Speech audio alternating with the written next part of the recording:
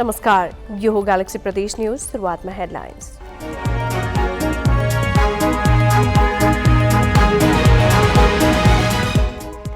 प्रधानमन्त्रीको आश्वासनपछि केन्द्र सरकार विरुद्ध मधेस सरकारको आन्दोलन स्थगित। चुनाव लगत्तै प्रहरी समायोजन प्रक्रियाले पूर्णता पाउने। उदयपुरको कटारीमा टिपर दुर्घटना, 2 जनाको मृत्यु। धादिङमा भारतीय नम्बर प्लेटको ट्रेलरले जीपलाई ठक्कर दिँदा 2 जनाको ज्यान गयो। कोशी बाढीबाट विस्थापित बालबालिका पढाइबाट वञ्चित, सिकाइ सहजीकरण कार्यक्रम मार्फत अध्ययन गराउने तयारी। र सर्लाहीमा अनुदानको रासायनिक मलमा कालो बजारी, 2265 मा किनेर 3500 सम्ममा बिक्री।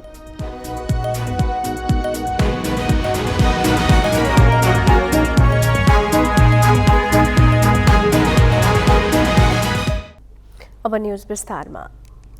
प्रहरी समायोजनको माग राख्दै आइतबारदेखि आन्दोलनमा उत्रिएको मध्य प्रदेश सरकारले धरना कार्यक्रम स्थगित गरेको छ। प्रधानमन्त्री शेरबहादुर देउवाले मंसिर 4 को चुनाव लगत्तै प्रहरी समायोजनको विषयले पूर्णता पाउने प्रतिबद्धता व्यक्त गरेको जनाउँदै मध्य प्रदेश सरकारले धरना कार्यक्रम फिर्ता लिएको हो। केन्द्र सरकारले बदनियत राखेको आरोप लगाउँदै मध्य प्रदेश सरकारका मन्त्री र प्रदेशसभा सदस्यहरू आइतबारदेखि एक साताको लागि धरना बसेका थिए। पहिलो चरणको आन्दोलन अन्तर्गत प्रदेश प्रमुखको निजी सचिवालय परिसरमा 7 दिन धरना दिने उनीहरूको तयारी थियो। सरकारमा बसेर सरकार विरुद्ध नै आन्दोलन गरेको भन्दै उनीहरूको आलोचना भइरहेको थियो। उदयपुरमा ट्रिपर दुर्घटना हुँदा 2 जनाको मृत्यु भएको छ। सिद्धिचरण राजमार्गको कटारी घुर्मी सडक खण्ड अन्तर्गत कटारी नगरपालिकाको कुरिङ भन्ज्याङमा आज दिउँसो भएको दुर्घटनामा 2 युवाको घटनास्थलमै मृत्यु भएको हो। मृत्यु हुनेमा कटारी पाखा टोलका नरबहादुर मगर र मिर्चिङ कान्छा मगर छन्। दुर्घटनामा कटारीकै चन्द्रबहादुर मगर घाइते भएका छन्। घाइते मगरको कटारी अस्पतालमा प्राथमिक उपचारपछि विराटनगर रिफर गरिएको छ। सिमेन्ट बोकेर ओखलढुङ्गा जाँदै गरेको ट्रिपर साइड दिने क्रममा सडकबाट करिब 50 मिटर तल खसेको थियो। दुर्घटनापछि फरार रहेका ट्रिपर चालक सुभाष पौडेलको खोजी भइरहेको प्रहरीले जनाएको छ। यस्तै धादिङमा भारतीय नम्बरको ट्रेलरले जीपलाई ठक्कर दिँदा 2 जनाको मृत्यु भएको छ।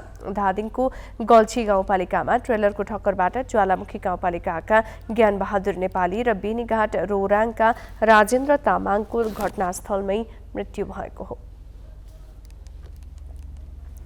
कोशी बाढीका कारण विस्थापित बालबालिकाहरू पढाइबाट वञ्चित भएका छन्। कोशीले विद्यालय नै डुबानमा परेपछि उदयपुरको बेलका नगरपालिका 2, 3 र 8 का विस्थापित बालबालिका विद्यालय जान पाएका छैनन्। कोही आफन्तकोमा त कोही बेलकाकै अस्थायी बसोबास केन्द्रहरूमा छन्। उनीहरूलाई अहिले पढाइको चिन्ताले सताएको छ।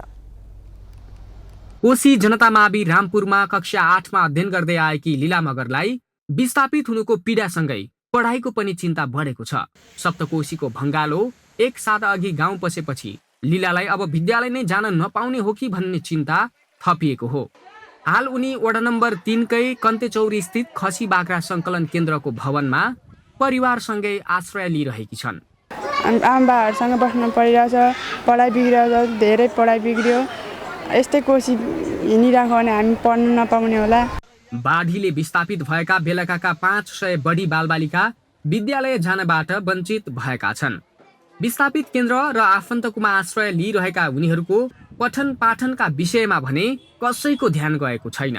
स्कुल पढ्नु पाएको छुइनँ, बाढी आयो अनि मम्मीहरूसँग आएको अनि बसेको त विद्यालय जान पाइएको छैन।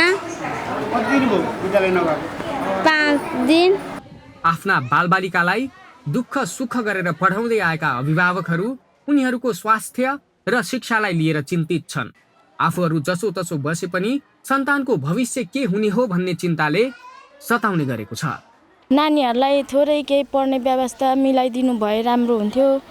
नानीहरूको पढाइ बिग्रियो, भविष्य बिग्रिने भयो। अब थुप्रै भयो पढाइ छुटेको।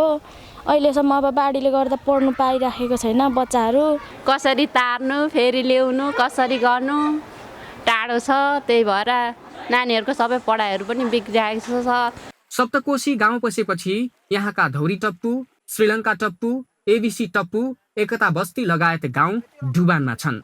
सप्तकोशीका कारण यहाँका 3वटा विद्यालयहरू समेत डुबानमा परेका छन्। डुबानमा परेका विद्यालय तत्कालै सञ्चालन गर्न सक्ने अवस्था नभएपछि नगरपालिकाले विस्थापित बालबालिकालाई आश्रय स्थलमै पढ्ने वातावरण सिर्जना गर्नका लागि सिकाइ सहजीकरण कार्यक्रम मार्फत अध्ययन गराउने बताएको छ।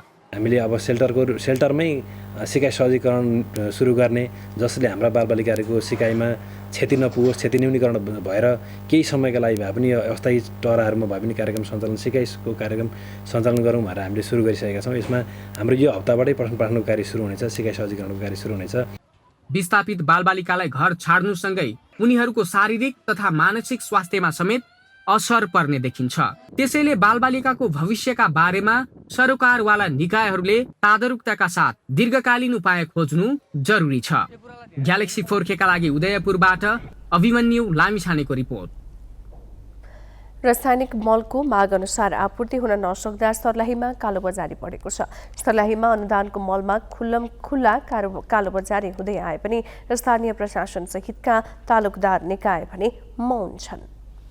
सर्लाहीको 20वटै पालिकाको सबै वडामा रहेको डिलरलाई समान रूपमा वितरण गर्नुपर्ने भए पनि कृषि सामग्री कम्पनी लिमिटेड र साल्ट ट्रेडिङ कर्पोरेसन लिमिटेडले सीमित डिलरलाई मात्रै मल उपलब्ध गराउने गरेका छन्। 2265 रुपैयाँमा खरिद गरेको सरकारी अनुदानको डिएपी मल 3500 रुपैयाँसम्ममा बिक्री भइरहेको छ, जबकि कृषि सामग्रीबाट खरिद गरेको मल सबै खर्च जोडेर 2400 देखि 2500 सम्म बिक्री वितरण गर्नुपर्ने सर्लाहीका पालिकाहरूको नियम छ। तर किसान भने चरको मूल्य तिरेर मल खरिद गर्न बाध्य छन्। दुकान में फलम फल या डीलर में कहै छी है न कर जाइ छी, अब के बढ़िया कहा तो बेच ले छै, केकरा दे दे छै। डीलर कैला देल के डीलर में खाद रहे के न चाहे। हैं तो डीलर में खादे ना है या कहे के मतलब बढ़िया सब लेके बेच रहा है। जे 2300 में 2400 में मिली छै वो चीज कहे के मतलब 3500 में दे रहा है। किसान के समस्या ये है, खाद अभी न मिल रहा है, बहुत महंग खाद है। 3500 के बोरा कच्ची गांव में खाद के यूरिया के 2000 के बोरा कह रहा है। हाँ, बहुत महंगा दे रहा है। मटिया के 3500 के बोरा। किसानले हरेक सिजनमा रासायनिक मलको अभाव झेल्नु पर्ने यहाँको नियति बनेको छ। बर्खामा रोपाईका बेला होस् वा हिउँदमा गहुँ छर्दा समयमै कहिल्यै मल पाउँदैनन्। सर्लाहीका धेरै गाउँका किसानले डिएपी मल बिना नै धान रोपेका छन्। मल बिना नै धान बाली लगाउँदा राम्रो उत्पादन नहुने भएपछि किसान चिन्तित भएका छन्।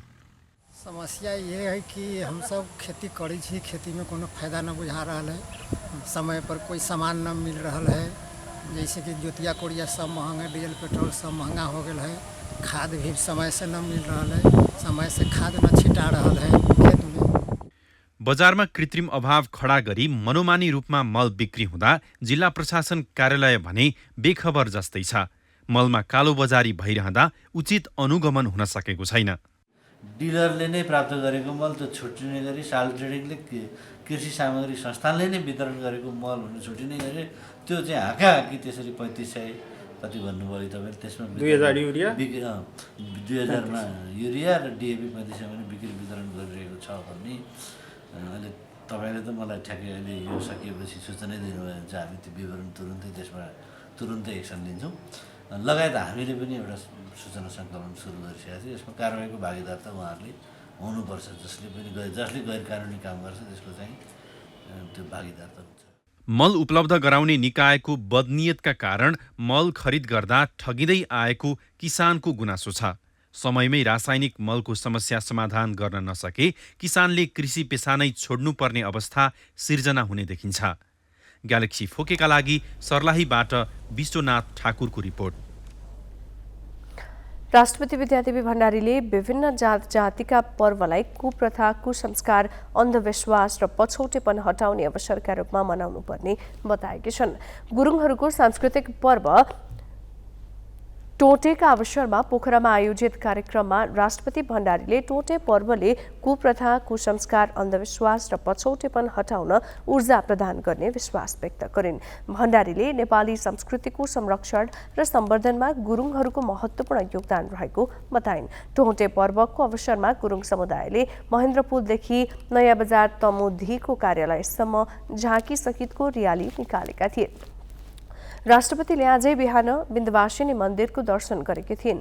हिजो पोखरा पुगेकी राष्ट्रपति आज काठमाडौँ फर्किएकी छन्।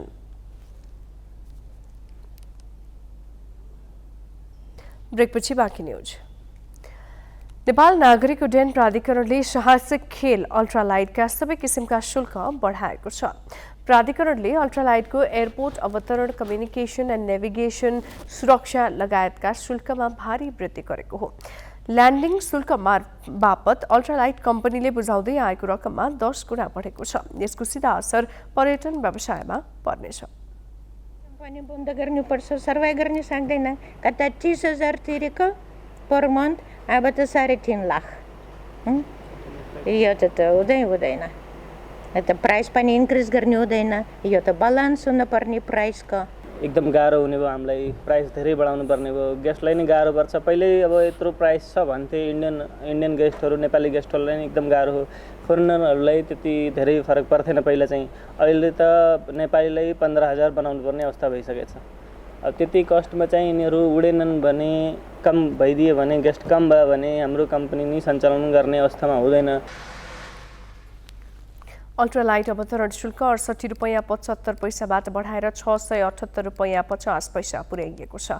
यस्तै कम्युनिकेसन एन्ड नेभिगेसन 17 रुपैयाँ 19 पैसाबाट 240 रुपैयाँ 53 पैसा र सुरक्षामा 6 रुपैयाँ 88 पैसाबाट बढाएर 68 रुपैयाँ 75 पैसा पुर्याइएको छ। शुल्क वृद्धिका नाममा बढेको रकमले पर्यटन व्यवसाय तथा पर्यटकमा आर्थिक व्यवहार थपिने जनाउँदै व्यवसायीले तत्काल घटाउन सरकारसँग आग्रह गरेका छन्।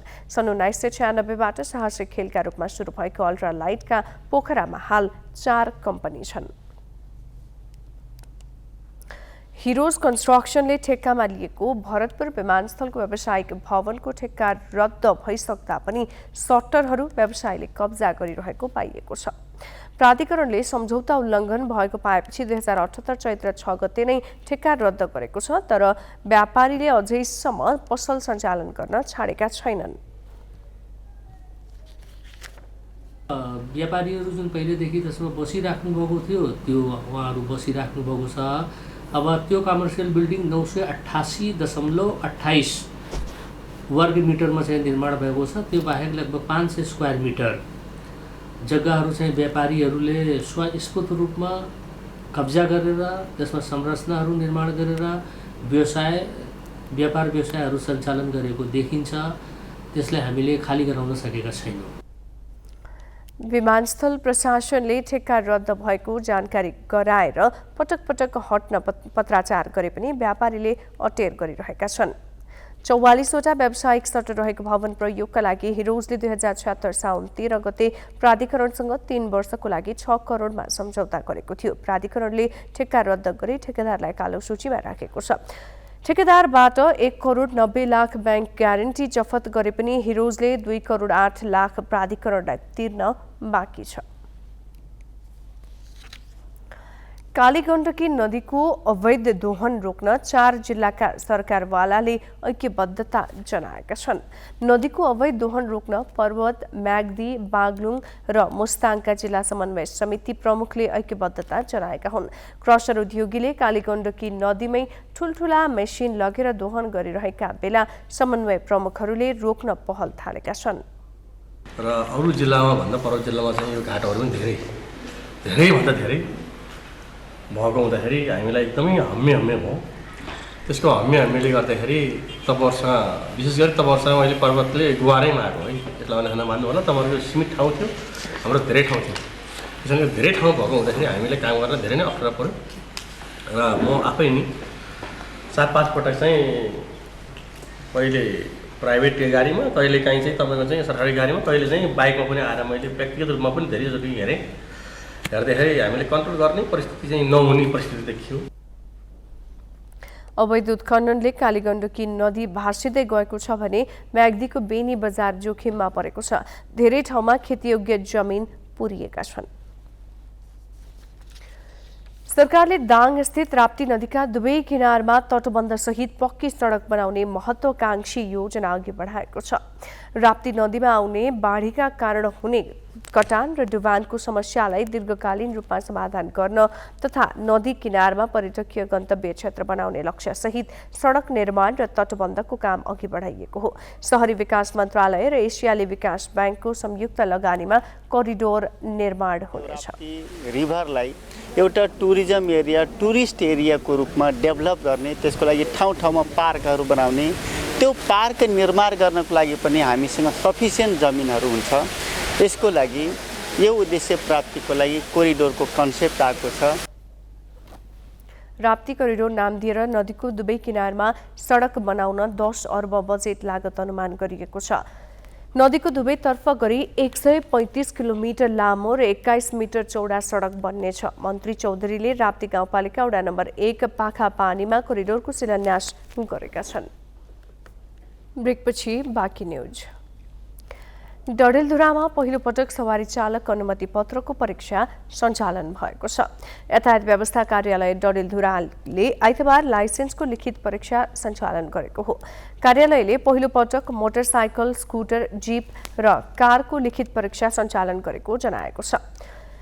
सुदूरपश्चिम प्रदेश मन्त्री परिषद बैठकले 2078 चैत्र 16 गते यातायात व्यवस्था सेवा कार्यालयको स्तरोन्नति गर्दै यातायात व्यवस्था कार्यालय डडेलधुरा नामकरण गरी लाइसेन्स जारीको अधिकार प्रदान गरेको थियो। डडेलधुराबाटै लाइसेन्स सम्बन्धी काम हुने भएपछि सुदूरपश्चिमका पहाडी जिल्लाका बासिन्दालाई पनि सहज हुने भएको छ। जिल्ला प्रशासन कार्यालय सुर्खेतले रत्न राजमार्गको बर्दिया राष्ट्रिय निकुञ्ज क्षेत्रमा रातको समयमा मोटरसाइकल चलाउन रोक लगाएको छ। निकुञ्ज क्षेत्रमा जंगली जनावरको जोखिम बढ्दै गएपछि सम्भावित क्षति हुन नदिन रातिमा मोटरसाइकल सञ्चालनमा रोक लगाइएको हो। जिल्ला सुरक्षा समितिको सोमबार बसेको बैठकले जंगली जनावरको आक्रमणबाट सुरक्षित रहन 2 पाङ्ग्रे सवारी साधनलाई रातको समयमा सञ्चालन नगर्ने निर्णय गरेको छ। यस्तै दिनको समयमा पनि 4 पाङ्ग्रे सवारी साधनको नजिक रहेर 2 पाङ्ग्रे सञ्चालन गर्नुपर्नेछ। 3 दिन अघि मात्रै घाँस काट्न गएका भेरीगंगाका रामबहादुर चन्द र कवि वलीको वन्यजन्तुको आक्रमणबाट मृत्यु भएको थियो। सिराहामा प्रहरीले एम्बुलेन्सबाट 90 किलो गाँजा बरामद गरेको छ। सवारी साधन जाँच गर्ने क्रममा गैराती को 16577 नम्बरको एम्बुलेन्सबाट गाँजा बरामद भएको जिल्ला प्रहरी कार्यालय सिराहाका प्रहरी निरीक्षक रामचन्द्र शाहले जानकारी दिए। शाहका अनुसार एम्बुलेन्सको पछाडि बिरामी राख्ने भागमा 5 वटा बोरामा प्याक गरेर राखिएको अवस्थामा गाँजा र 28,000 रुपैयाँ नगद बरामद भएको छ। प्रहरीले एम्बुलेन्स सहित चालक सिराहाको धनगढीमाई नगरपालिका 9 का सरोज लामालाई नियन्त्रणमा लिएको छ। हामी ग्यालेक्सी प्रदेश न्यूजको अन्तमा छौं। जाँदा जाँदै हेडलाइन्स।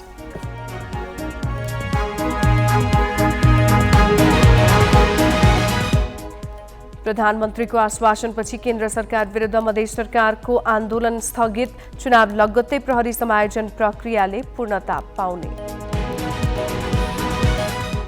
उदयपुरको कटारीमा ट्रिपर दुर्घटना, 2 जनाको मृत्यु। धादिङमा भारतीय नम्बर प्लेटको ट्रेलरले जीपलाई ठक्कर दिँदा 2 जनाको ज्यान गयो। कोशीबाढीबाट विस्थापित बालबालिका पढाइबाट वञ्चित, सिकाइ सहजीकरण कार्यक्रम मार्फत अध्ययन गराउने तयारी। र सर्लाहीमा अनुदानको रासायनिक मलमा कालोबजारी, 2265 किनेर 3500 सम्ममा बिक्री।